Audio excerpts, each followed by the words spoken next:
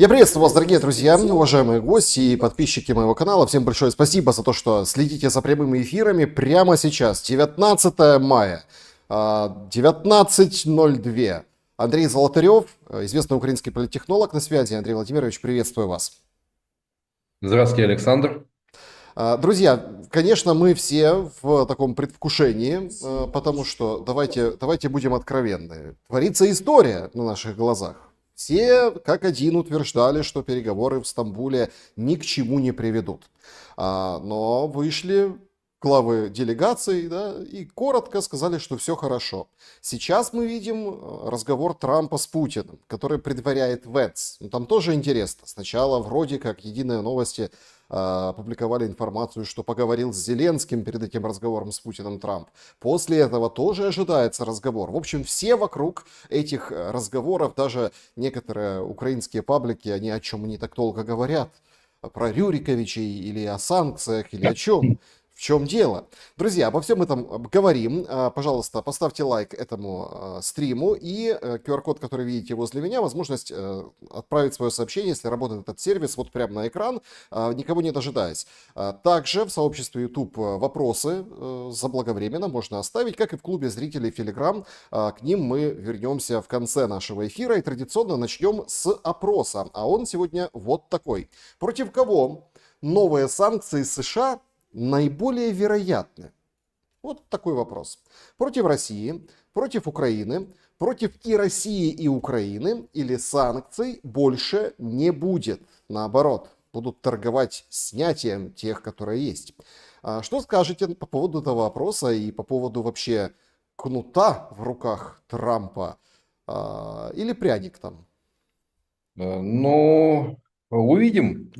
Смотрите, я думаю, последнее, ну, учитывая настрой команды Трампа, явно вот они не сторонники санкционного давления. То есть это наиболее вероятно, потому что этим играть не будут, это действительно будут скорее продавать демонтаж санкций. Ну а если говорить о воздействии, то, наверное, все-таки болезненнее они могли бы быть для Украины, учитывая аховое экономическое, финансовое состояние, проблемы с людским ресурсом. Ну, тут далеко ходить не надо, по-моему, все очевидно. Ну, а что касается того, что итогов этих переговоров, ну, разве неделю назад мы не говорили о том, что договорятся, договариваться? Вот. Так же? Так. Вот. Ну, я говорил о том, что, скорее всего, согласуют обмен пленными. Да, ошибся, я думал, все-таки 250-300, а так 1000, да, это сверх ожиданий, но, знаете, еще один такой обмен, и у Украины закончится обменный фонд. Вот, что дальше? А дальше останется еще 5-6 тысяч наших в российском плену. Вот. Поэтому я особо не обольщаюсь. Ну, о чем-то там договорятся в Эмиратах там по обмену, я думаю, здесь будет без проблем. Но то, что конструктива в стамбульской встрече не было, да, было совершенно четко вот этот акцент на том, что спустя 3 года вернулись в то же место, на те же, по сути, условия, только Украина находится в куда худшем состоянии. Там с разрушенной экономикой, с потерями территорий, с людскими потерями, но на том же месте в тот же час. Вот. И понятно, что это является, как говорится, основой вопроса, который будут задавать и украинской власти, если что-то будет подписано. Так, а почему этого нельзя было сделать в 2022 году, когда не было такой крови, таких колоссальных экономических потерь, разрушенных городов, инфраструктуры и так далее. А вот те условия, которые, по сути, это был обмен переговорными позициями. Ну, извините, там пропасть, там конструктив не просматривается. Ни на российская сторона, ни на йоту не отступила, равно как и украинская сторона. Пока говорить о том, что Трамп по мановению волшебной палочки, но знаете, даже если Трамп заявит о том, что украинские войска должны уйти из Херсона и Запорожья, но я думаю, Зеленский, как главнокомандующий, ну, не даст такого приказа. То есть, по определению. Он прекрасно понимает, что это чревато. Вообще, если честно, то какое-то такое ощущение складывается, что обо всем уже договорились. Есть, да, да, Я да. вот, смотрите, я пытаюсь как-то свести вот такие факты. Во-первых, да, это не первый разговор Трампа и Путина. Ну, не первый. Они общались и после инаугурации Трампа, и до, и были сливы, инсайды. Просто мы забываем, очень насыщенная повестка дня, мы забываем, что они постоянно в контактах. Тот же Ушаков выходил и говорил, что мы каждый день с американцами на связи. И личные их беседы Трампа и Путина, они тоже были. Но этот звонок вот прям с датой, ну вот как некое событие преподносится. И Трамп это тоже делает, говорит, я сейчас позвоню и закончим кровавую баню в Украине. То есть это специально выбрана дата, выбрано время, заблаговременно всех оповестили. То есть такое ощущение, что это вот какая-то такая ну, такая ритуально-процедурная часть, да, ну вот какая-то вот такая, то есть, ага, звонок, это означает, что дальше будет встреча, а дальше будут какие-то следующие шаги, о которых уже оговорили в отношениях России и Соединенных Штатов Америки. Просто вопрос, Украина здесь выступает как ну, Да. таким камнем преткновения, о чем говорил Венс. Ну, естественно. То есть, да, действительно, у многих возникли вполне обоснованные подозрения о том, что, как говорится, пакт Трампа-Путина, ну, вот на пороге. И да, действительно, этот телефонный звонок может обозначить его контуры. Но мне кажется, все-таки ну, обычно такие договоренности, которые достигаются там на уровне технических групп, на уровне вторых лиц, обычно первые лица уже фиксируют в ходе очной, личной встречи. Может быть, договорятся о том, что там в ближайший месяц такая встреча и состоится. То есть у меня пока определенный скепсис о том, что по мановению волшебной палочки вот Трамп заявит о том, что мы договорились.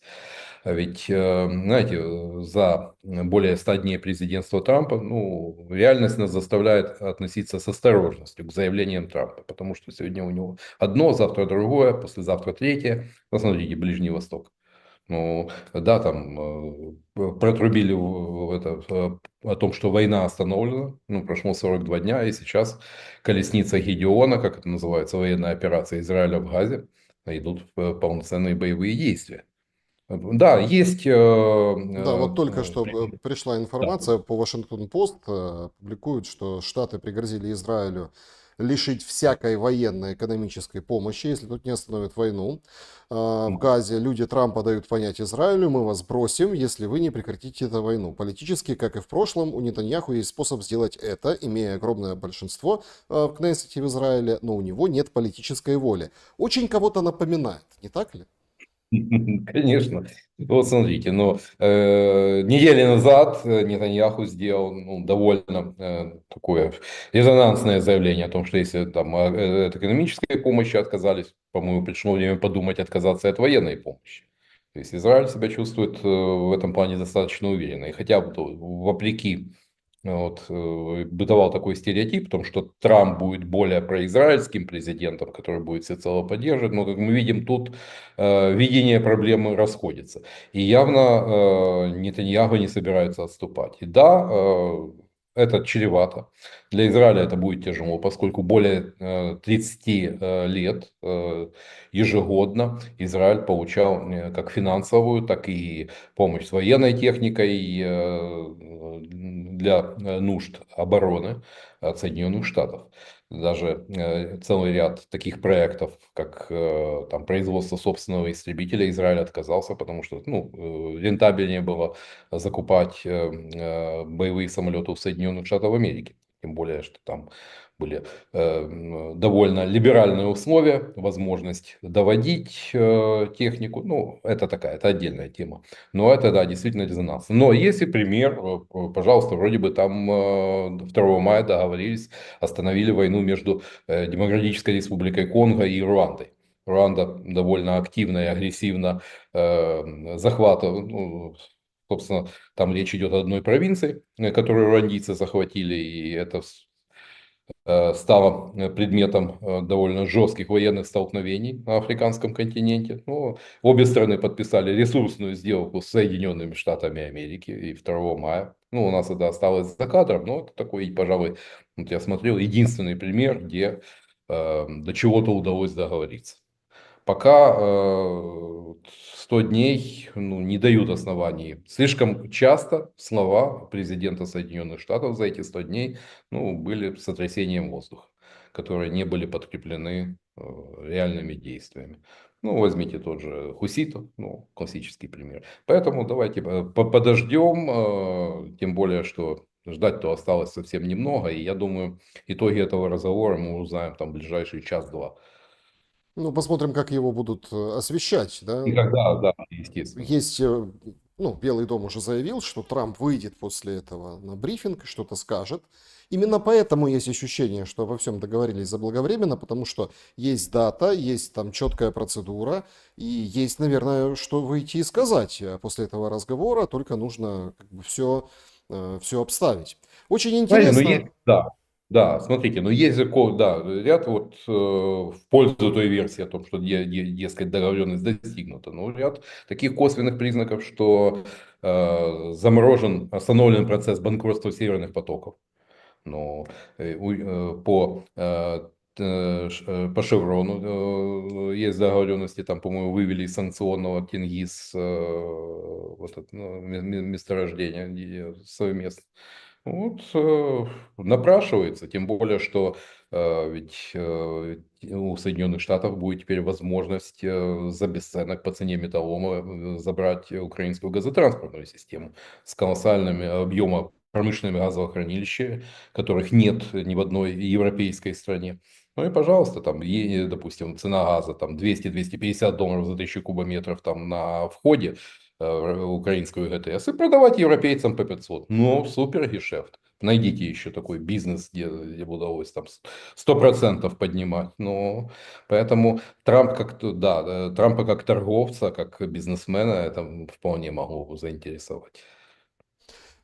Вместе с этим вот нужно посмотреть и рассмотреть позицию Украины. Сегодня Зеленский опубликовал у себя в соцсетях, что он там собирал Умерова, тут ему пересказывал Стамбул, ну и других там дипломатов, Сибигу, там они встречались с тем же Венсом в Риме, беседовали мило улыбаясь, и создана некая постоянная переговорная группа с россиянами. И вот тут становится очень интересно. Судя по всему, стратегия офиса президента — это выстраивать такую инфраструктуру переговорную типа Минска. Ну, когда там, война войной, а тут они периодически созваниваются, вроде как на этой неделе по скайпу созвонятся, да, хотя скайп, конечно, уже умер, да, ну, по видеосвязи. Ну, Да. в общем, Teams, Skype умер, да здравствует Teams. вот, поэтому они Возможности. встретятся по видеосвязи. И некая какая-то группа, кто в нее уходит, пока так, знаете, широко не разглашают, но прям интересно, что вот сегодня день рождения, получается, переговорщиков украинских с россиянами. А с другой стороны как? Или это, собственно, речь идет о вот этих делегациях в Стамбуле, что встречалось, там руководит Умеров, а там Мединский. Будет ли такая возможность двигаться как с Минском, там процесс все, а цель ничто? Я думаю, что такой возможности не будет в этот раз. Почему? Вот. Хотя бы потому, что я уже говорил, что пока Путин не демонстрирует настрой остановить эту войну, поскольку и инерция процесса, и ход боевых действий, летнее наступление может, об этом писал и Блумберг, о видах на то, что можно выйти на полный контроль над 4 украинскими регионами, а дальше будут куда лучшие для Российской Федерации переговорные позиции. Расчет на то, что в какой-то момент и у Украины начнутся проблемы как на фронте, так и финансовые, учитывая то, что Соединенные Штаты так или иначе будут сокращать, если не минимизировать помощь Украине, а без этого, знаете, на европейских партнерах далеко не уедешь. Очень интересно по поводу переговорщиков. Прошла информация, ну, судя по всему, наверное, какой-то вброс, но в который очень легко поверить о том, что переводчик из Стамбула сбежал Да. со стороны Нет, Умерова. пока давайте, это же не ипсошничать. У нас же, знаете, Кучу дерьма вываливает на голову с той и с другой стороны пропаганда. Поэтому вот я многим советую, не смотрите единый марафон. Так, так ничего другого нет. Ну так ничего не смотрите. Ну, в конце концов, включайте это, чат GPT, искусственный интеллект, он даст более объективную картину. Неважно, ну мы знаем, что бегают, уезжают, как говорится, и там целые коллективы, как в песне поется «Здравствуй, мама, возвратились мы не все». Вот. Э, Факт остается фактом. Ну, если люди там через Тису зимой там, рискуют жизнью, через горы, тоже еще тот экстрим. Ну, так почему, когда все комфортно, там не остаться? Ну, это реальность. Ну, а пока не будем комментировать эту новость, что кто-то там из состава делегации там, выбрал свободу, как в Ну, советское время. да, это вот Книга «Я выбираю свободу». очень-очень напоминает положение дел внутри. И, собственно, непонятно, если возвращаться к переговорным позициям, на что готова Украина. Вышла Лана Зеркаль, считавшаяся профессионалом, человеком, дипломатом, да, с большой буквы, и выдала в своем интервью очень интересные вещи. Она говорит, что армия, язык и вера вот настоящие красные линии для Украины, а не территории. Мол, нам нужно, чтобы не было российской церкви, чтобы не навязывали нам русский язык, там сокращение армии неприемлем, а территории как бы бог с ними. С одной стороны, ну, в принципе, так это все и варится в этом котле переговорном, и она как бы новости не сказала. Армавир перехватил Зеленский у Порошенко, и гордо его несет как бы транспарантом сквозь свою завершающуюся или никак не завершающуюся каденцию. Однако, давайте попробуем вот порассуждать. Так, а какие настоящие красные линии для Украины? Я думаю, что в данный момент максимум, на что может рассчитывать Украина, это замораживание по линии фронта, но не вывод, как я говорил, украинских войск из Херсонской, Запорожской области. Ну, что понятно, что дальше может случиться. В лучшем случае перейдут в серую зону. Ну, а серая зона, ну, во всяком случае, последние 2 года превращается в зону, которую контролируют российские войска. Я думаю, на это не пойдут на требования там 80 или 100 тысяч украинской армии, но и, знаете, рассуждения госпожи Зеркаль относительно того, что армия нового мира, ну, во-первых, это чревато тем, что будут через некоторое время разговор может пойти о 7-8 регионах. Вот. Это раз. Вот. Одна нация, один бог и так далее. То есть моноэтническая Украина, ну да, там центр плюс западные области. Ну, что хочет, ну, или, как говорится, по стопам Симона Петлюры, про которого ну, там, тогда народ частушки пел, что в вагоне не директория, а под вагоном территория. То есть это чревато. Тем более, что для того, чтобы содержать армию, более не менее полноценную армию, хотя бы даже те же там 150-200 тысяч, ну, требуется работающая экономика. А что, рассчитывают на то, что Евросоюз будет финансировать бюджет Украины? Ну, пока те бюджетные поступления, они, ну, дают пессимистический прогноз относительно возможности содержания даже полноценного государственного аппарата. Он не по карману. Но это у нас продолжается этот идиотизм, допустим, когда там целый ряд городов оккупированы, а мэриям, чиновникам, которые числятся там в аппарате местного самоуправления этих городов, допустим, там Рубежная, там Мариуполь, Мелитополь, продолжают платить деньги, причем ну, хорошие зарплаты. Но пока Соединенные Штаты давали, финансировали, закрывали вот эту дыру в бюджете, там порядка 40-45 миллиардов долларов ежегодно последние 2 года. Ну, можно было о чем-то говорить. Дальше, я думаю, вот этот праздник щедрости партнеров очень скоро минимизируется до нескольких миллиардов и все. И ни в чем себе не отказывайте. Поэтому Вот эти, знаете, фантазии, ну да, я действительно читал «Зеркаль», одной из наиболее серьезных представительниц, ну, тех, кто подвязался на ниве внешнеэкономической, внешнеполитической деятельности. Но, вот, как говорится, может кто-то, как говорится, и его заставил, но явно это не дружит с текущей реальностью. Вот такие вот такого рода заявления.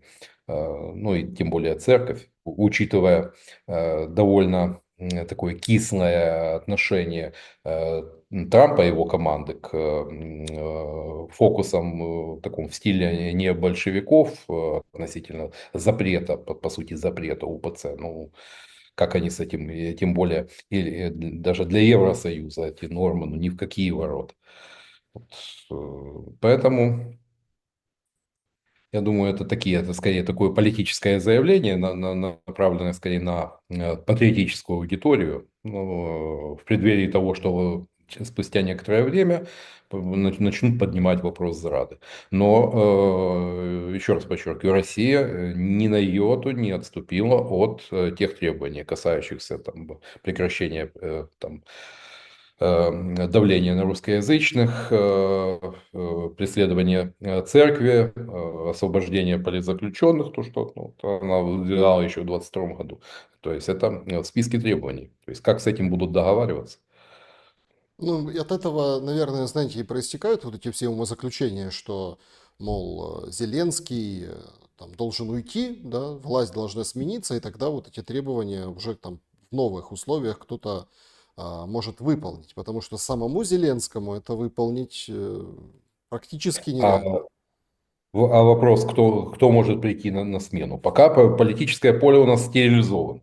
То есть потенциально, знаете, вот если, допустим, вот полковник Червинский, который там и в СИЗО посидел, который, из которого делают национального героя и так далее, но если посмотрим его взгляды, его подходы, такой же хардкор. Ну, можно у Владимира Бойко, это известный знаток закулисья правоохранительной системы и спецслужб украинских, он мог бы более, скажем так, детально и подробно рассказать о деятельности господина Червинского в СБУ в свое время, или там, допустим, его же активно поддерживают как раз Евросолидарность, порошенковцы. Да, они допускают фрондирование того же Гончаренко, но они не являются, это не альтернатива. Это, по сути, конкуренты в борьбе за власть с зеленинцами, порошенковцы. Вот, но идейных расхождений у них нет. То есть страна поставлена на два таких правых крыла. А где остальные? То есть остальных в упор не видно. И если завтра пройдут выборы, ну, я думаю, что очень большая вероятность того, что на смену зеленым придут черные. Тем более у нас же будет порядка 800 тысяч демобилизованных.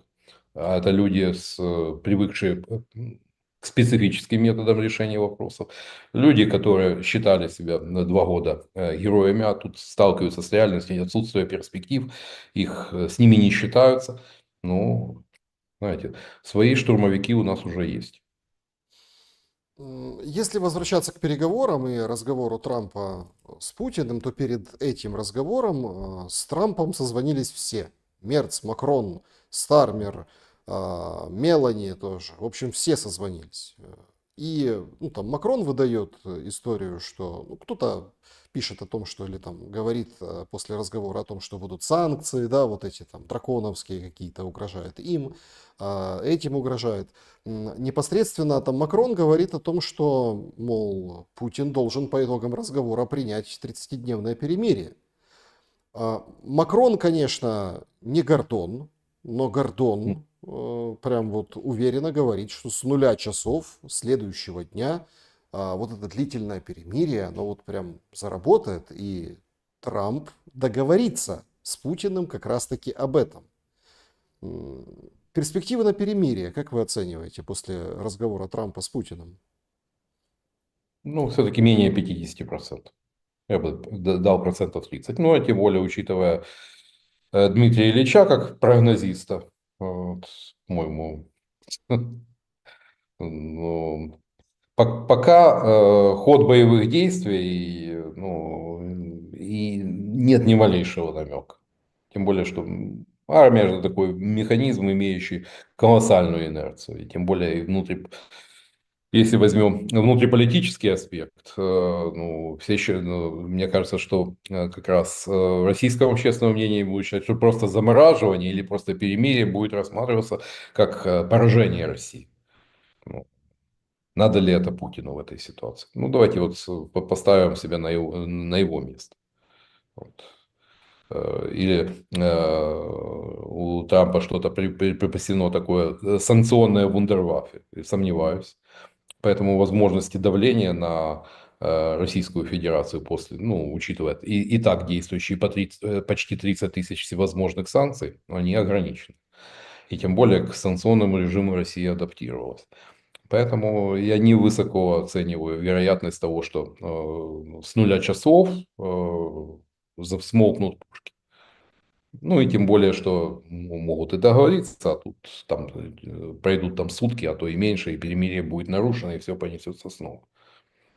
Ну, уже так больше 2 часов идет разговор. Все так М. отмечают, что вот в эти минуты, когда мы с вами говорим, и с вами, уважаемые зрители, тоже общаемся, вы Ну, пишете в чат. 17:00 по Москве, да. Ну, тут смотрите, тут как бы немножко позже, да, но мы понимаем, что заявлено, что 2 часа железно, некоторые пишут уже, что и 2,5 часа. М, Я хотел бы все-таки, чтобы вы прокомментировали материал CNN по этому поводу, такой достаточно зловещий, мол, Путин и Трамп разработают по телефону какой-то некий свой мирный план, потом Зеленскому доведут его, европейским лидерам, скажут, вот будет вот так, и если упрутся, если ничего не получится, ну тогда, как говорит Венс, США возьмет и выйдет из переговоров. Ну, Выйдя из переговоров, выйдут ли они с коалиции стран, которые помогают Украине, и разведкой в том числе? Сегодня, кстати, замечено было, что за 11 месяцев впервые дрон разведывательный американский бороздил над Черным морем. А этого давно не было. ну, у Пентагона, как говорится, свои виды там на разведывательную деятельность. Смотрите, ну я думаю, что все-таки вот, надо сделать поправочку на то, рупор CNN или Вашингтон Пост, допустим, поскольку есть СМИ, которые работают исходя из глобалистской повестки.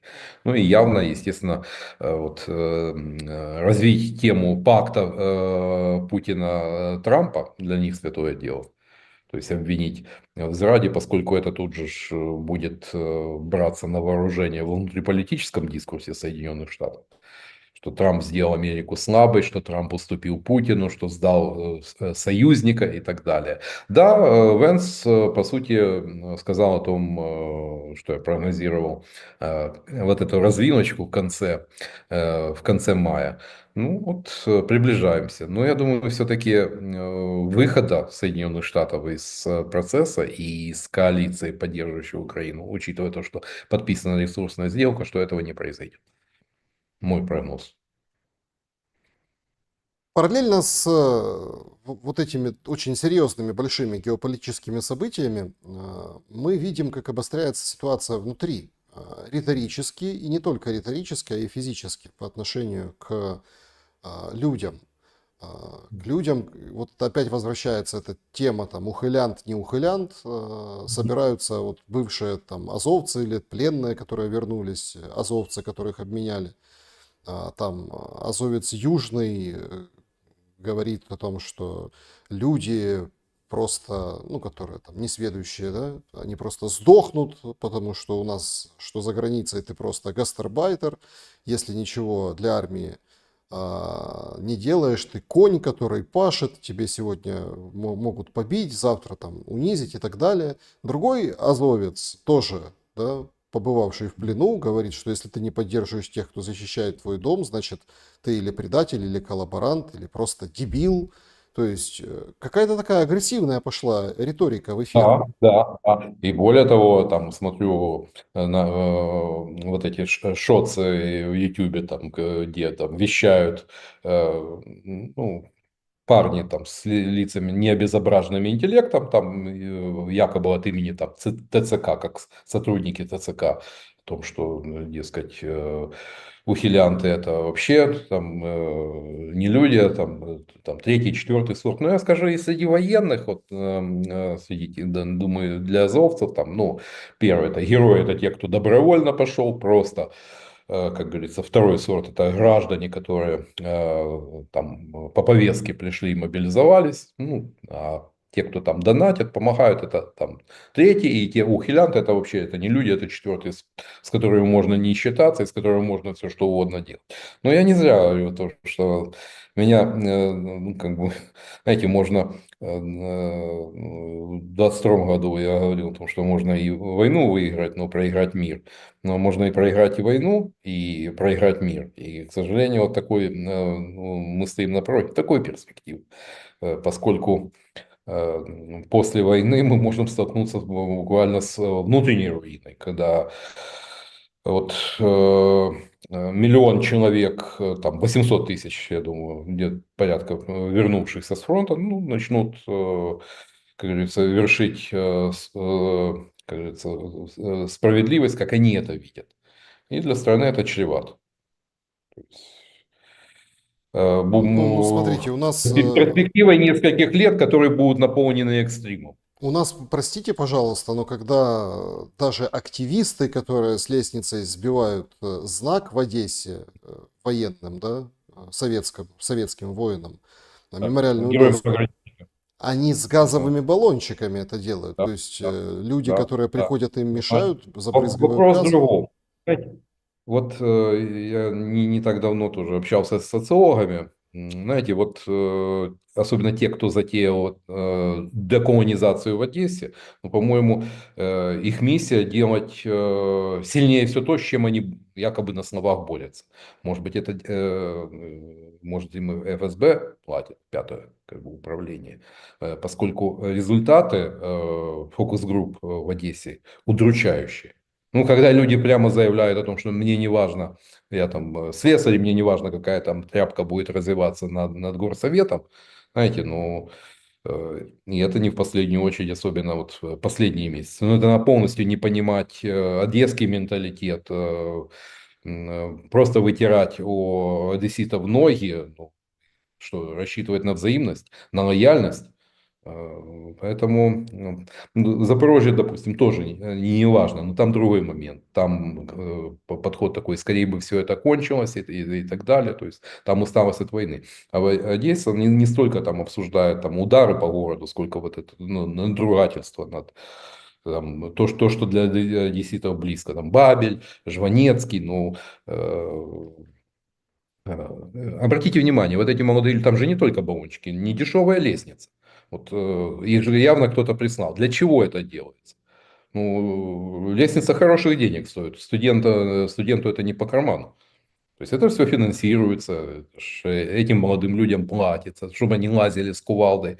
Ну а там кобыла, которая там стояла на стреме, э, фиксировала процесс. Ну, знаете, разделяя властвуй или что-то другое, но вот этими вещами, по-моему, должны заниматься спецслужбы, потому что вот внесение такого перманентного срача, но оно, знаете, вот, ну, говорится, в деле укрепления единства страны, но оно отнюдь не способствует. И те же азовцы, они не понимают того, что это демотивирует. Равно как захваты церквей, когда полиция выступает на стороне рейдеров и бьют, топчут ногами прихожан и священнослужителей. Что это? у людей будет мотивация идти защищать эту страну. Знаете, вот как это ни парадоксально, вот если в марте 22 года это воспринималось как экзистенциальная угроза война, и поэтому стояли в очереди военкоматы, то очень многие действия нашей власти и ее политика привели к тому, что это воспринимается как борьба двух авторитарных режимов, когда два, как говорится, обоя-ребоя. И на кого это работает и в чью пользу. Может быть, там, спустя некоторое время откроются эти тайны, но очень многое из того, что мы видим в нашей политике и в повседневности, в том числе языковые, там, по поводу истории, срача, это работает на раскол страны. Или на то, чтобы ее разделить. Вот есть же такая версия, что там Путин и Трамп поделят Украину. Ну, как Слушайте, ну у знать. нас мы и сами себя делим. Это такая Да, достаточно так в том, специфическая тема, но почему-то именно сейчас, на четвертом году войны, когда не контролируется 20% территории, вносится план укрупнения регионов. громад, да. Макрорегионы будут. Это примерно 3 области, да, соединяют в одну, а люди грамотные, ну те, которые у них визуал работает, визуальная память, они же видят, что в принципе, это очень похоже на карту из сериала вот «Слуга народа». Много народу, да, да, да, да, да. То есть это Очень тоже много. парадоксальная история. Ну, вот складывается картинка. Знаете, вот я даже обратил внимание на то, что захваты церквей, они четко идут вот по правобережью. По-моему, единственное исключение это Черкасская область. Где, ну, вот, а все остальное так западнее. Буковина, там Ивано-Франковск, там вообще под ноль, Львовщина под ноль. Ну, как говорится, московским попам тут не место. Но этих процессов мы не видим на левобережье Днепра. Та же Днепропетровская область или даже на той же Полтавщине как-то почти нет с этим новостей. И вот эта новость об укрупнении там макрорегионы. Есть опыт с укрупнением сельских громад. Ну, я не знаю, но мне кажется, что это наоборот отдалило местное самоуправление от горожан. Допустим, возьмите громадный Бучанский район. Ну и там вот эти, что там, уровень там старост еще более не менее как-то с людьми коммуницирует, но все остальное это стало очень далеко. А это тем более, когда 3 области. Ну, знаете, вот многие говорят о том, что это возможности руины, но это же возможности феодализации, поскольку для многих региональных элит это как ножом по горлу. И это может упереться как раз в такую региональную фронту. Тем более, что как раз то, что у нас наши социологи, естественно, прикусили язык, уровень поддержки мэров на местах по-прежнему, ну, как и в 2020 году, выше, чем любого общенационального политика, даже включая президента. Вот. Так, а это явно с этим будут бороться. Ну, начну с Кличко, я думаю, там займутся Филатовым, Трухановым там, и остальными, поскольку боятся о том, что действительно может вызвать региональный фронт. А возможно, вот эта новость об укрупнении, она как раз для того, чтобы смешать все карты, чтобы не вызрела оппозиция на уровне региональных элит. Вместе с этим, вот уже который раз, да, мы говорим, ну, приходят свежие данные, говорим о том, что смертность в Украине втрое выше, чем рождаемость. А, До войны. Сейчас вот там издание Comments.ua пишет о том, что каждый 5-й мужчина и каждая 7-я женщина в Украине не доживают до пенсии. Ну, то есть это колоссальная история, это прям большая проблема. То есть это там люди, которые, получается, работали, да, которые там, ну, откладывали себе, зарабатывали, собирали на эту пенсию, да, свой стаж, годы свои, и они ее просто не увидят. Причем интересно, Но, что 16,5 лет в среднем украинец может прожить на пенсии. Это да, тоже очень это мало. это возраст дожития. То Ну, вот это есть, возраст дожития. да, Понимаете? но у нас же еще и та пенсионная система, ну, по крайней мере, когда была солидарная, тут все было понятно. Теперь такого наворотили, ну, к сожалению, вот как-то еще в году 19 был такой брейнсторминг, экономисты, политологи, но пришли к такому неутешительному выводу о том, что пенсионная проблема в Украине не имеет экономического решения, поскольку в той системе, которую нам навязали реформаторы, ну, ее можно так, знаете, слоган: хочешь сея, хочешь куй, все равно получишь шайбу. Вот. Учитывая среднюю продолжительность жизни, ну, люди, которые умеют считать деньги, прекрасно понимают, что проще там не платить вот это социальное, ну, откладывать, покупать недвижимость, иметь какой-то пассивный доход и за счет этого жить на пенсии, чем получить там нищенскую пенсию, ну, чуть больше, в лучшем случае, там сотню-другую долларов, ну, на которые сегодня немногое можно себе позволить. Ну, и на фоне того, что у нас госчиновники, судьи, прокуроры получают там десятки тысяч ежемесячно в виде пенсий. Ну, судейские пенсии вы же видели, там и по 200 тысяч это не редкость. Ну, кто будет наполнять пенсионный фонд с таким подходом? Ну, какой в здравом уме человек? Ну, это тоже проблема. У Зеленского, мне кажется, понимали в 2019 году, да, много и хорошо говорили о том, что надо решать, но появилась масса куда более важных вопросов, и они благополучно забыли. Но продолжительность жизни и без того невысокая, плюс война, поэтому я думаю, что скоро мы с этой проблемой столкнемся. Во Андрей всей ее Владимирович, ну остроте. мы, смотрите, Да. ну, тут впервые заговорили о том, как с этим бороться. Предлагается там, 50 тысяч гривен выплату за ребенка, плюс одна Ну, зарплата ну, женщине. Александр, ну 50 тысяч гривен, ну что это?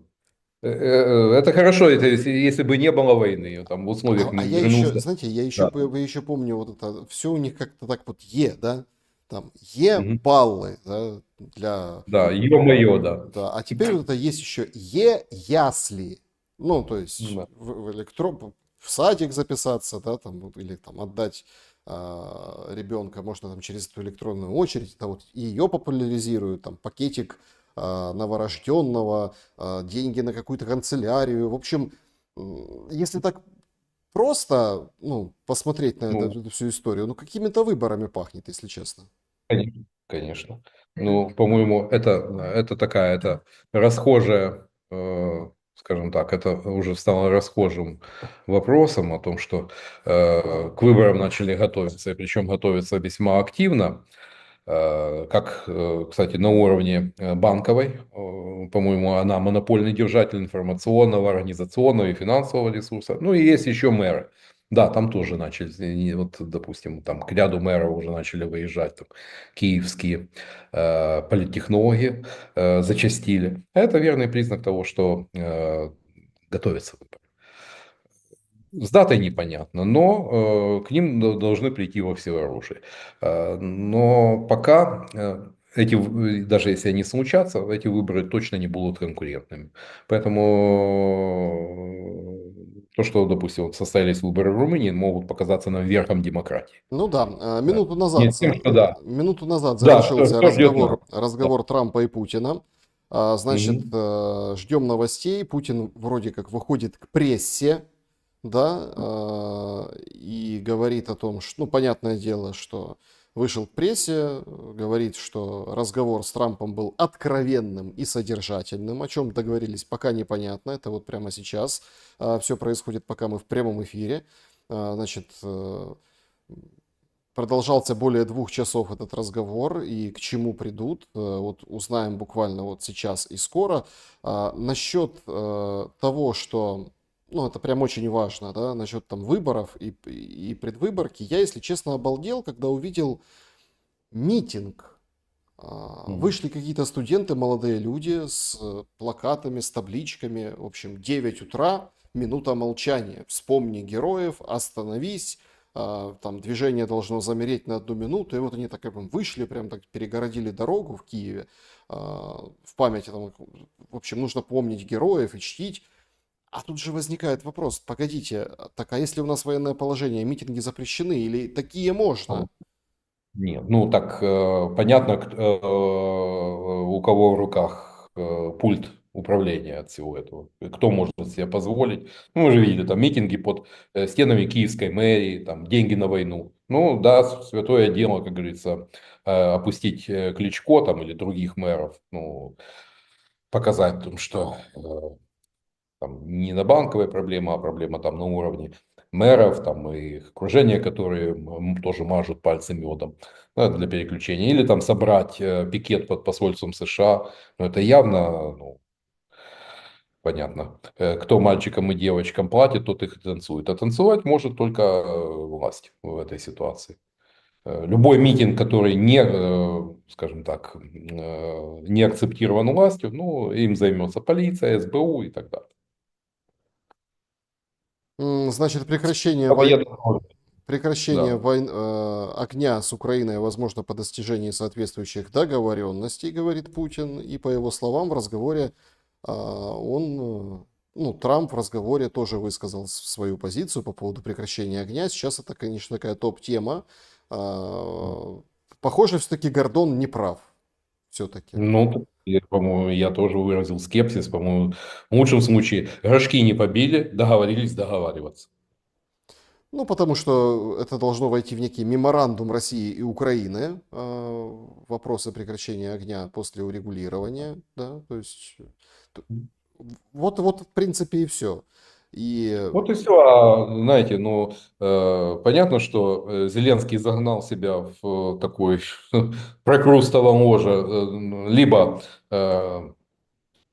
подписание мира ну, на тех условиях, которые будут названы зрадой и за которые ему там зададут убийственные вопросы. Ну, в прямом и переносном смысле этого слова. Вот. И второе, это продолжать войну, но уже не имея такой ресурсной поддержки.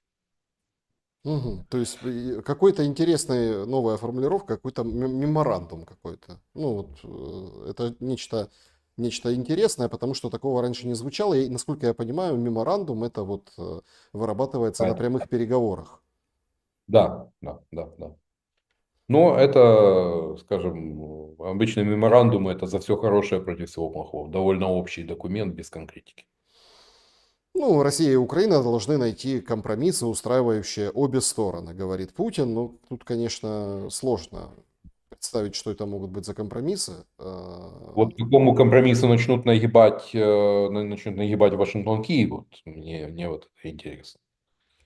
Это И то, подозреваю, что этот компромисс большинству украинцев, ну, не понравится, мягко говоря. мгм. Ну и потом очень интересное заявление, что Песков и Ушаков разъяснят позднее детали состоявшегося разговора с Трампом.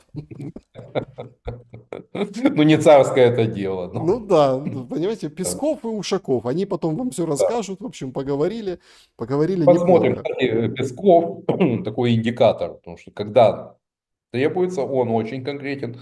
Ну, когда надо пустить, как говорится, пыль в глаза, напустить дыму, он может там может упражняться в словесной эквилибристике. Это вот специфика его пресс-секретарской деятельности. Но с интересом посмотрю.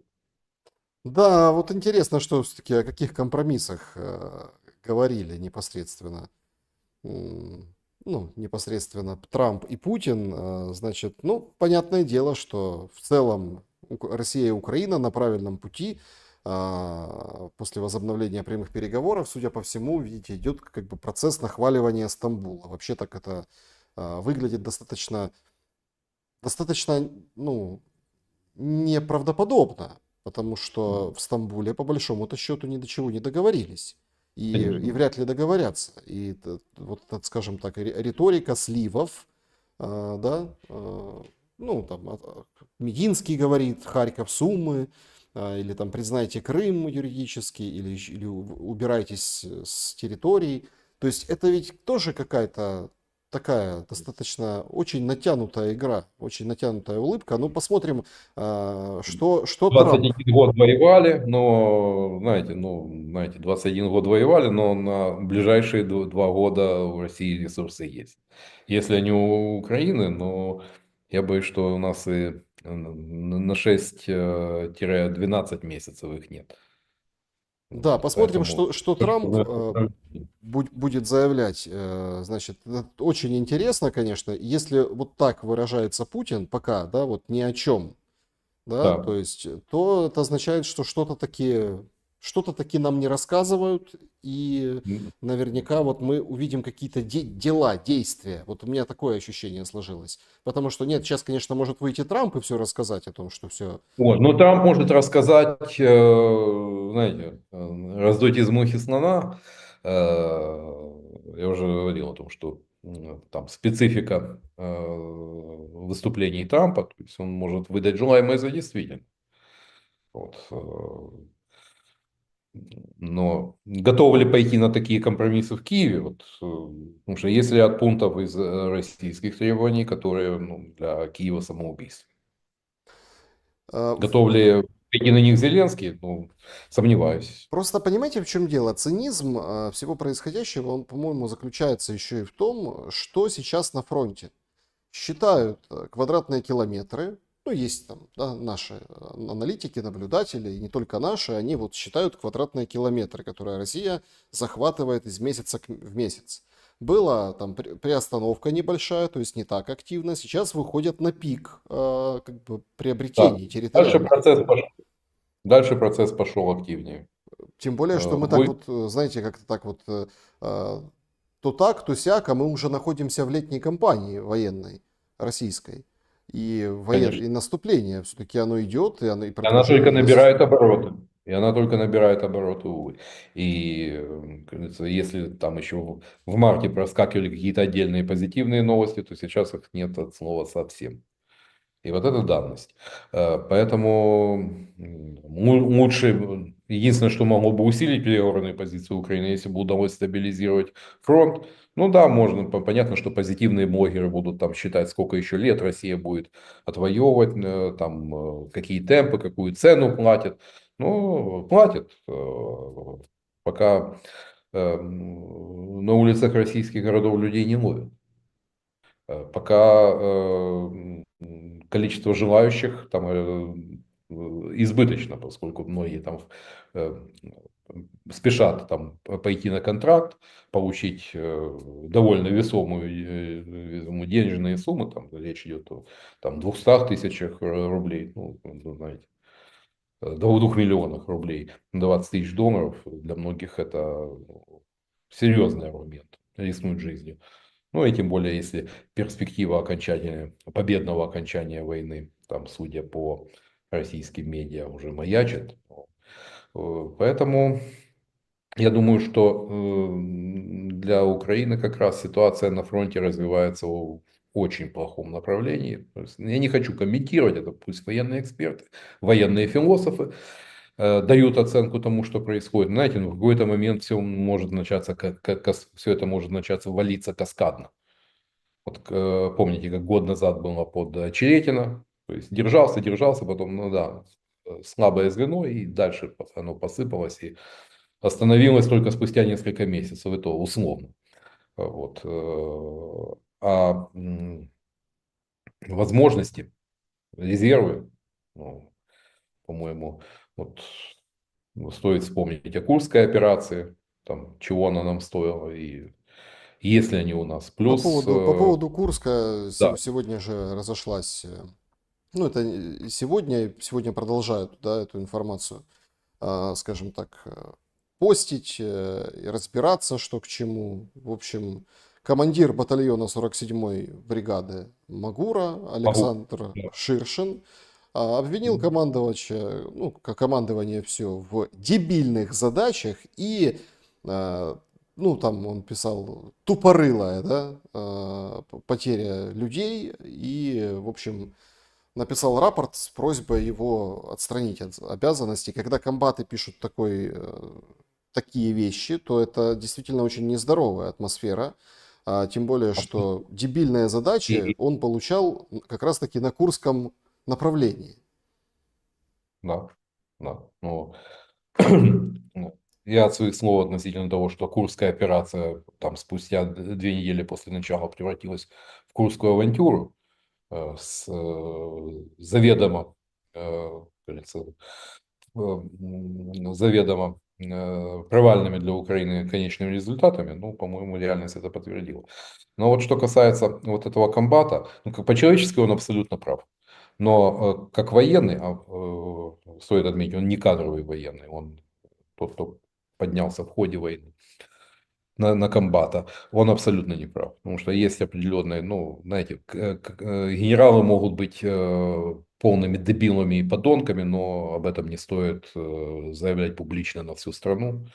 То есть, ну, на армию такие вещи действуют разлагающие. Ну, это ненормально для любой армии, нигде это не будет приветствоваться. Ни в российской, ни в украинской, ни в американской армии. Ну, как-то это ненормально. Это симптом того, что у нас в армии очень большие проблемы. И дай бог, чтобы пушки замолчали до того момента, когда эти проблемы взорвутся или, не дай бог, приведут к каким-то трагическим последствиям на фронте. Очень много вопросов, но это пусть я не в окопе, как говорится, я не был на линии фронта непосредственно, но я не хочу это комментировать. Поэтому есть люди, которые это видели воочию, там, допустим, тот же Арти Грин, который непосредственно воевал. Ну, у таких людей есть полное моральное право давать оценки. Здесь я только то, что как поддерживаю его как человека, но как военного, ну, Да, это интересно, ненормально. что на фоне этого разговора сразу полетели шахеды сейчас по стране, сообщают мониторинговые паблики. Вот прямо сейчас мы в прямом Да. эфире Ну вот, 19:58. Ну, хорошо вот поговорили, да. Вот и результат, да, разговора. Поговорили. По-моему, кажется, прогноз относительно того, что ракетно-шахедные удары, их интенсивность точно не уменьшится. По-моему, события последних дней это подтверждают. И да, что мы делаем? Ну, для того, чтобы закрыть небо, для того, чтобы обезопасить гражданских. Ну, по-моему, на прошлой неделе всплыла вот эта цифра. 770 миллионов долларов, то, что ушло просто налево. Там какой-то Пол Покер из Аризоны, там, открывший маленький оружейный магазин, ему 17 миллионов долларов зашло. Чек исчез. Фирма Regus деньги 170 миллионов на артиллерийские снаряды. После этого получил аванс 170 миллионов долларов, перестали снимать трубку. И так, я думаю, это только верхушка айсберга того. Но, знаете, с таким подходом, ну, о какой победе? О какой победе разговор может? Да, ну там, в общем, не выходит немножко, опаздывает Трамп, и, наверное, сразу звонит Зеленскому. Так, по крайней мере, обещалось, что поговорил с Путиным Трамп, потом поговорит с Зеленским, и, видимо, к чему-то, к какому-то вот слово меморандум меня очень напрягло в речи Путина. Это нечто новое, это нечто, с чем нужно разбираться. Но судя по действиям, о том, что, как я уже говорил выше, и вы комментировали это, что Украина создает переговорную группу на постоянной основе, расширенную какую-то с Российской Федерацией. Путин тоже высказывается о том, что надо, ну, понятно, устранить первопричины, корни конфликта, и, в принципе, Россия и Украина на правильном пути, что идут вот эти переговоры. Судя по всему, вот эти группы переговорные должны этот меморандум, так сказать, выписать и вписать туда пункт на прекращение огня. Это та логика, которая сейчас следует из заявлений Путина и, собственно, разговоров. Насколько быстро вот это может произойти, как вам кажется? Это дни, Я недели, месяцы? ну, я думаю, недели в лучшем случае, это идеальный вариант. А скорее речь идет о месяцах, поскольку, еще раз подчеркиваю, Путин, ну, я не вижу серьезных аргументов вот взять и, как говорится, пойти на прекращение огня. А вот не бить горшки с Трампом, да, вот как раз меморандум это прекрасный такой амортизатор, чтобы ну, не было острых углов, Трампу, чтобы Трамп не сердился, То есть это не в интересах, поскольку стратегически все идет, все устраивает Кремль. Единство коллективного Запада разрушено. Внутри НАТО серьезнейшие проблемы, как мы видим. Дипломатическая изоляция, ну, тоже осталась в прошлом. На пороге демонтаж санкционного режима, ну, может быть, ползучим, там, без громких лозунгов. То есть, то, гляди, и до Ялты-2 дойдет. Ну, это вот так условно, но э, могли 3 года назад представить, что там будет обсуждаться перспектива встречи президентов США и России там, летом 22 года. А теперь это уже, ну, может, там о чем-то уже и договорились. То есть, пока стратегически все устраивает Путина. Как и война, так и вот те процессы. Ему главное, то есть, э, не расстраивать Дональда Фредовича до поры до времени. Ну, просто что время затягивается, и это уже потихоньку Не, ну становится не, ну, все-таки я всем говорю, ну войной. не раскатывайте губу на Не-не-не, смотрите, скоренько. это становится, это растягивание, оно на руку Зеленскому, прежде всего. Да, да, да, вполне. Это растягивание превращает войну Байдена в войну Трампа, да, Да. и как бы там вот с этой там с этим раком простаты, да, вот это все новости, которые на выходных пришли, и все сегодня там поддерживают, ну, Да. поддерживают господина Байдена, да, там жена опубликовала пост, и Трамп сам поддерживает, там выздоровления желают и так далее, но все равно это преемственность поколений. И что очень важно, это растягивание выгодно ровно потому, что мы видим, что в Европе выборы превращаются в Фарс. какой-то, ну, фарс и комик-шоу, понимаете? Когда голосовали, победил этот Симеон в Румынии. Раз, мэр Бухареста. Плюс Дуров, который говорит, французские спецслужбы оказывали давление, а он, французские, говорят, спецслужбы нет, не оказывали, это неправда. Ну и поди кому верить. Александр, можно я как политтехнолог свои 5? Дело в том, что ну, румынский истеблишмент отошел от шока победы э, Джорджеску в первом туре, когда румынские политтехнологи заигрались и решили отспалить Симеона на тех выборах и влили в Джорджеску, который имел 2% стартового рейтинга. Ну, кто бы мог подумать, что он из пешек в дамки. Но, видимо, подключились французские коллеги. Во Франции шикарная школа социологии. Там не продают рейтинги там, по 50 тысяч баксов за 74%. А умеют не только, скажем так, промерить рейтинг, но могут хорошо обосновать сценарий, возможные сценарии.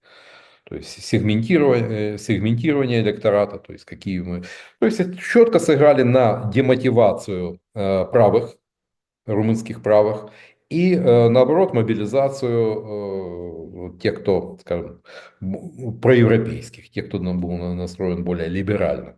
Почему? Допустим, тот же Симеон для правых он был недостаточно радикален, а для, допустим, тех же румынских венгров он был излишне радикальным. И обратите внимание, как раз национальное меньшинство в Румынии в подавляющем большинстве голосовали за мэра Бухареста, поскольку то есть, сыграли очень профессионально. Да, там были специфические приемы, в том числе довоз граждан Молдовы с румынскими паспортами за 100 евро.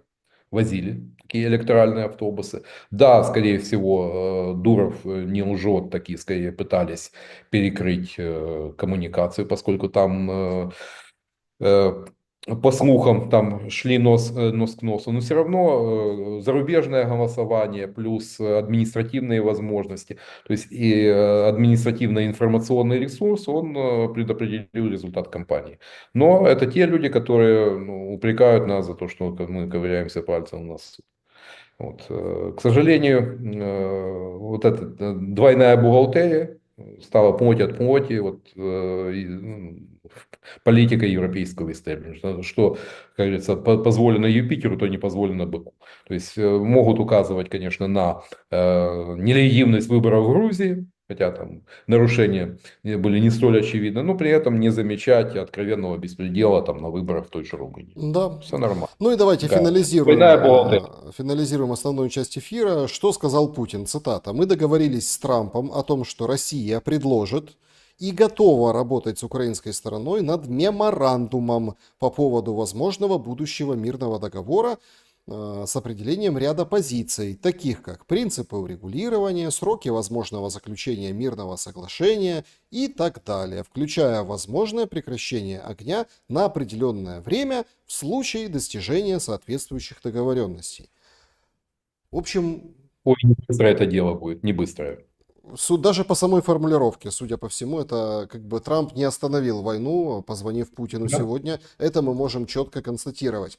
Значит, уважаемые друзья, спасибо большое за то, что поддерживаете, становитесь спонсорами, ставите лайк, нас 16 тысяч. Подведем итоги опроса, против кого новые санкции США сейчас наиболее вероятны. 13% считают, что против Украины, 20% против и России, и Украины, 34%, точнее так, 32%, что санкций больше не будет, и 34% уверены, что вот наиболее вероятно против России. Вот так вот рассуждает наша сегодняшняя аудитория. Смотрите, ну, в отличие ну, по России, вряд ли.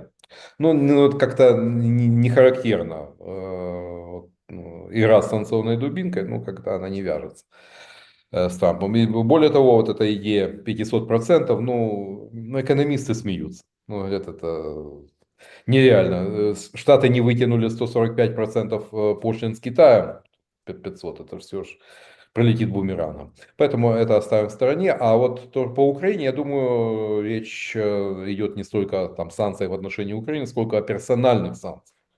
Вот это да, это вполне возможно.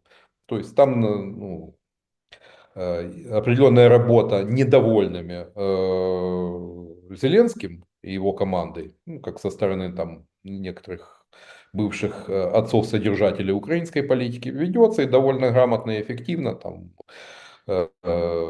у того же Маска регулярно там появляются комментарии, ну, тех, кто хорошо знаком с украинской спецификой. То есть там мнение формируется соответствующее.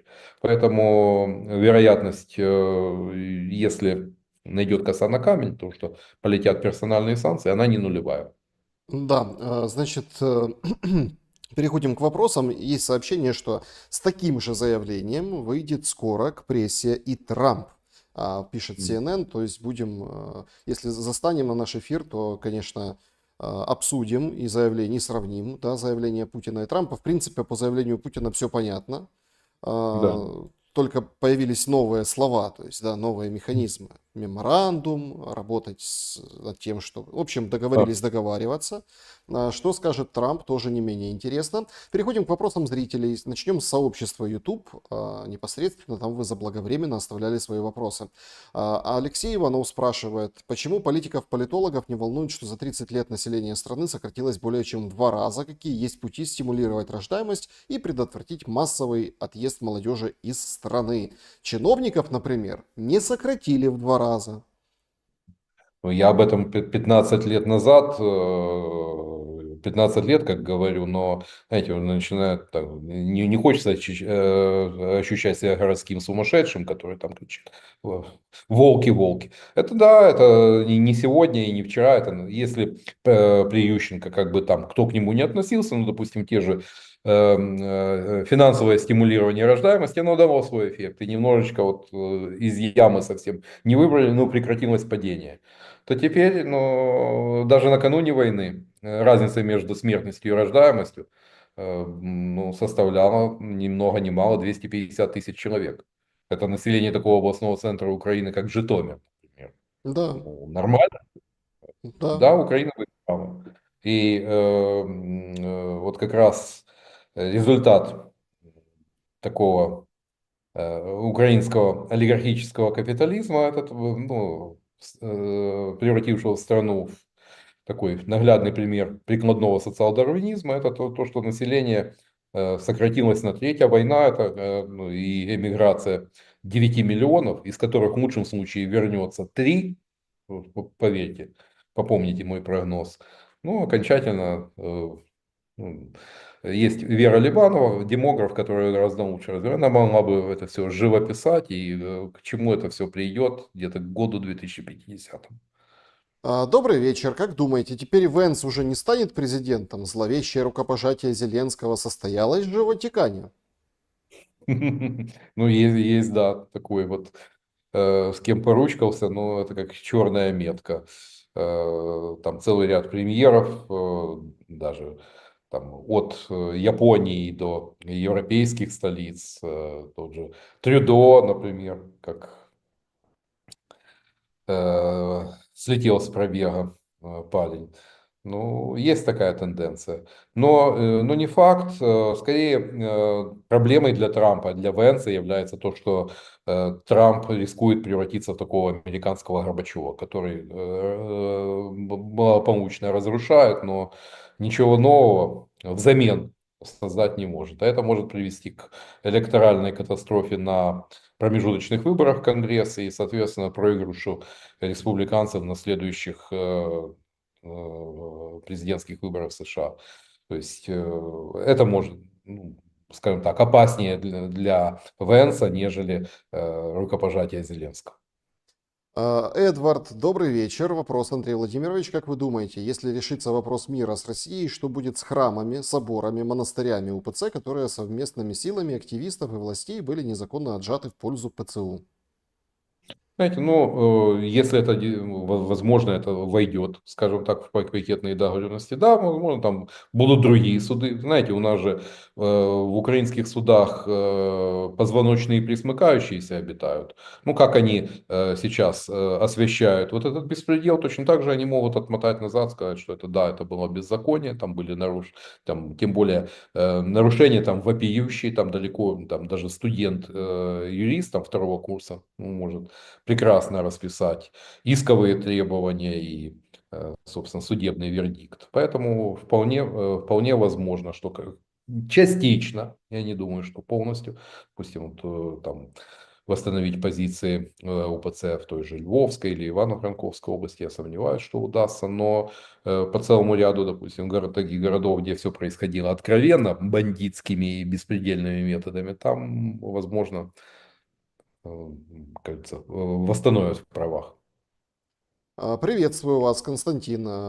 Вопрос. Одно из условий мира в Украине — устранение первопричин. Мы можем долго рассуждать под этим, поднимается, что под этим поднимается, однако очевидно, что с Конституцией должен исчезнуть статус абзац о НАТО. То есть, другими Ну, словами, все равно придется лезть в Конституцию, ее менять. Тем самым конечно. образом можно из нее территории исключить, которые останутся за Россией. Дуракам понятно, что пока эти условия не будут выполнены, никакого мира ждать не стоит. Какой смысл обычным гражданам думать о политическом преступлении того, кто это сделает? Ведь сделают это не один, так другой. Кому нужна война сравни Палестины, обычным людям вряд ли. И, наконец мы дождемся успешного, в кавычках и смайлик, запуска Ярса и Орешника. Спасибо. Ну, до Ярса и Орешника, я думаю, дело все-таки не дойдет. А вот что касается смены Конституции, да, напрашивается, тем более, что нынешняя, она абсолютно не стыкуется с нынешними реалиями Украины, и включение такого пункта о членстве в военно-политическом блоке, но это для юристов это был полный нонсенс, но тем не менее Порошенко из политических соображений на это пошел.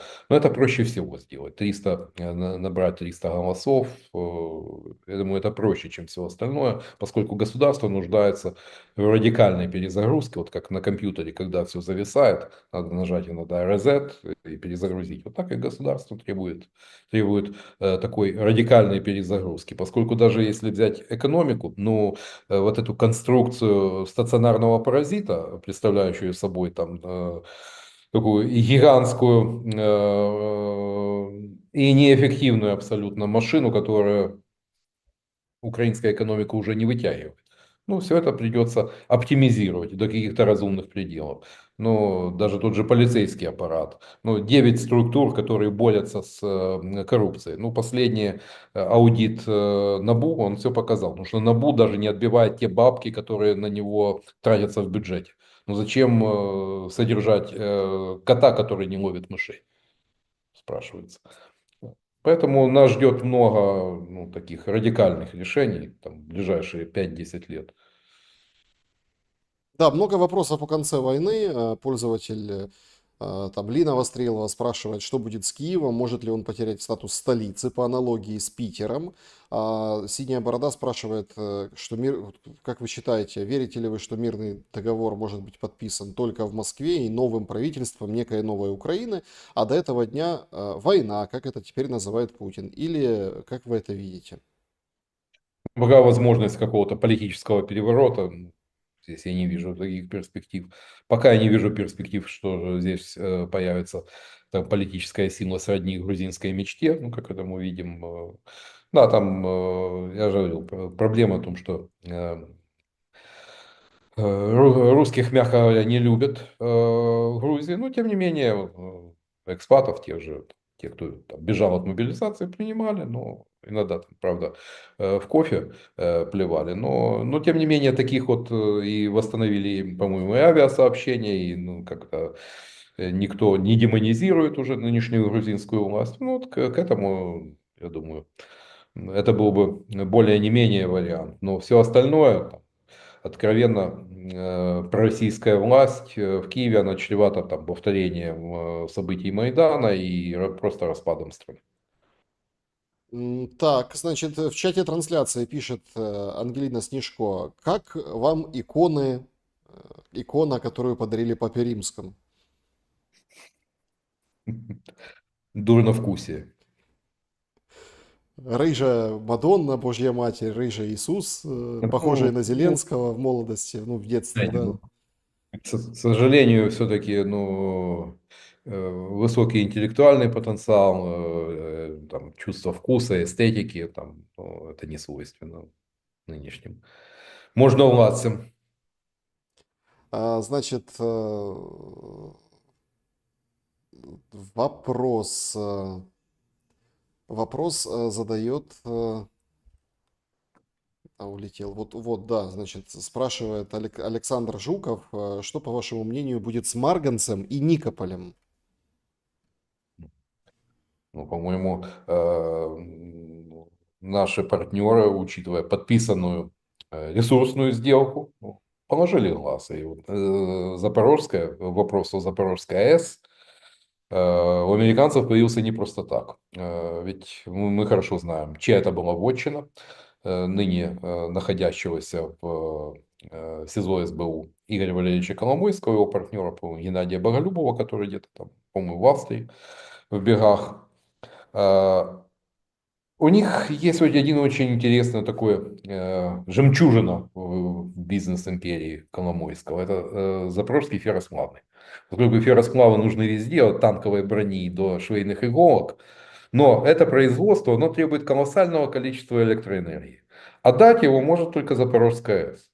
Поэтому, я думаю, все-таки Запорожская АЭС останется, ну, условно говоря, ну, на подконтрольной Никополь и Марганец на подконтрольной Украине территории, а Запорожская АЭС, возможно, эта территория сохранится.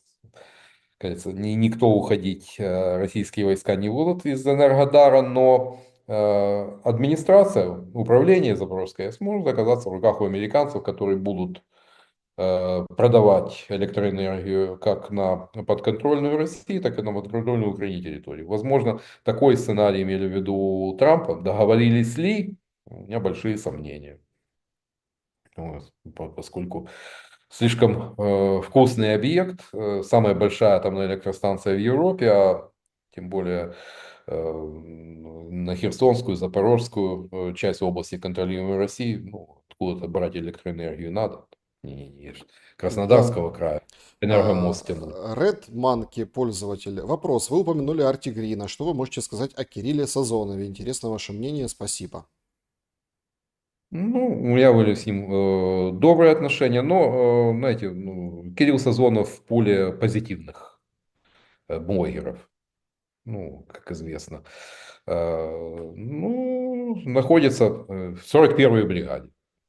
В каком качестве? Ну, должность, по-моему, он не офицер, сержант. Ну, мне все-таки вот как с точки зрения компетентного военного эксперта, ну, все-таки ближе артиллерии. Мгм. Денчик, Александр, Андрей, вопрос. Вам не кажется, что сделка между Украиной и США не то, что кажется? Смотрите, после перемирия в нужный момент США продаст этот контракт России, допустим, за замороженные средства. Вполне возможно. Вполне возможно.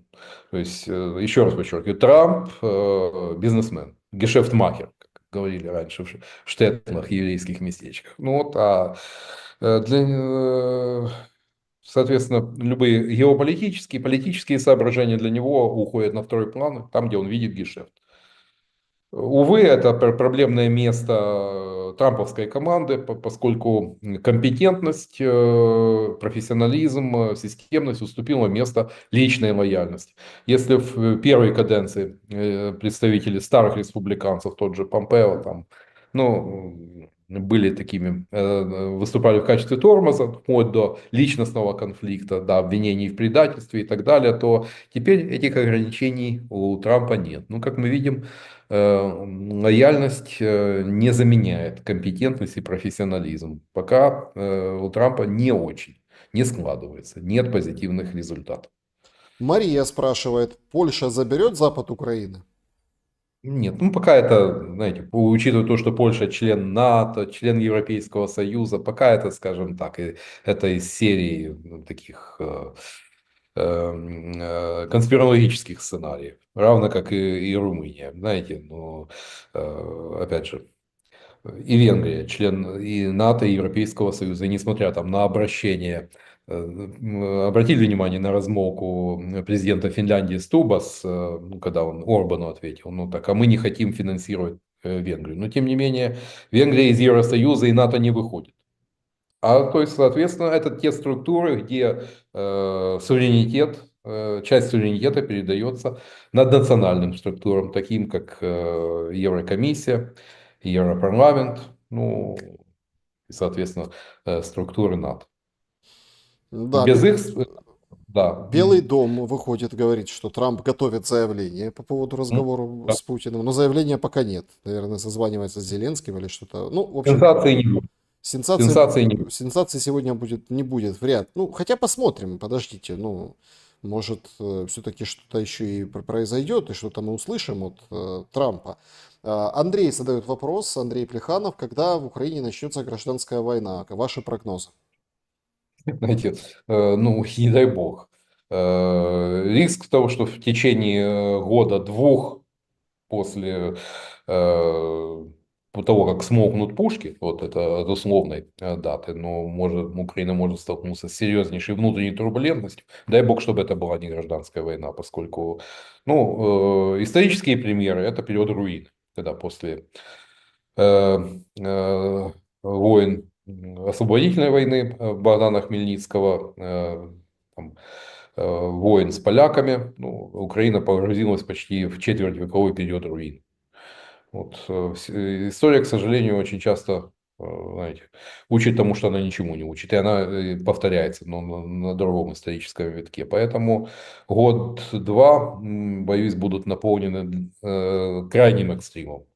И как все это перепрыгнуть, как не сорваться в то, чтобы украинцы не вцепились друг другу в горло, ну, пока я себе тяжело это представляю.